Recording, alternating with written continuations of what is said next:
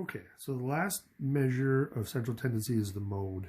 This is the last one we're going to look at. So now the mode of a set of values is the value that occurs most often. Now in some cases, where a set of values has two modes, it is considered bimodal. So there's different interpretations of this, but in general you can have either no mode, you could have one mode, or you could have two modes. Some textbooks will say that you could have more than two, and they consider that multimodal, but for the most part, I've only seen where two is the only one that's recognized. That's the highest that's recognized.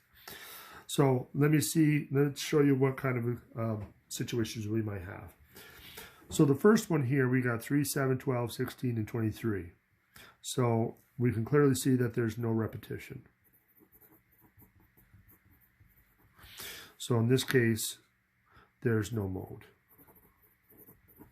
Or we could say mode equals none.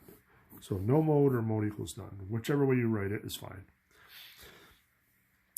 In this case, well, we have a 4.5 that happens twice. We got the 6.2 that happens twice.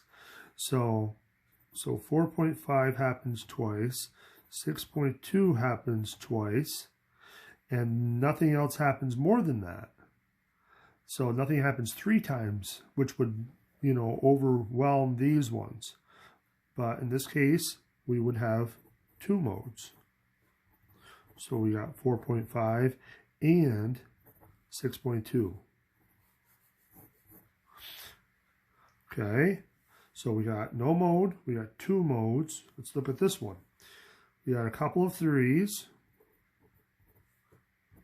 We got 3 4s. We got 2 6s.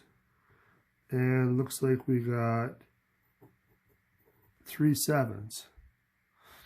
So, again, anything that happens twice is garbage because you got stuff that happens 3 times. And there's nothing that happens 4 times. So in this case, it looks like we got 2 modes again. So we got 4 and 7. Okay, let's take a look at this one. Well, we got 2 3s. We got 3 4s. We got 3 6s. And we got 3 7s. So the 3s are irrelevant. But it looks like there's 3. So it looks like 3 modes. So we're going to go with no mode. So if there's more than 2, we're going to say that there's no mode.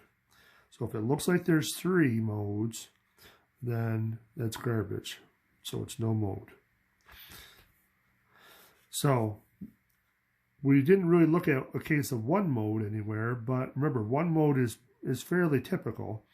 If it doesn't have any competition at all, then there's only going to be 1. So let's take a look at the last example. So now the last example is a frequency distribution. Now, so what's the mode in this case?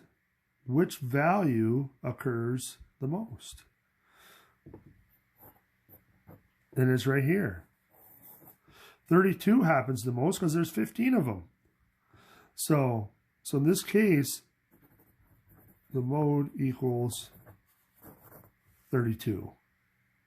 And that's it. So in general, a set of values can have no mode, 1 mode, or 2 modes. If a set of value has more than 2, then it can be labeled as no mode. So don't confuse that with frequency.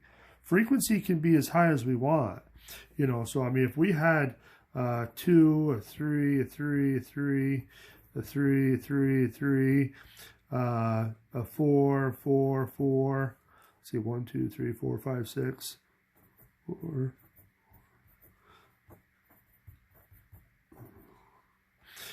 So in example here, there's 6 of those 3s, there's 6 of those 4s.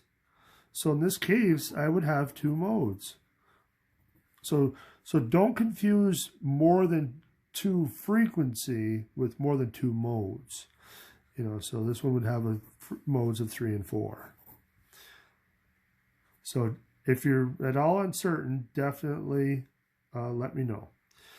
All right, so that wraps up 12.2. So next gets into 12.3, and that's going to be the really fun one. So I'll see you in the next video.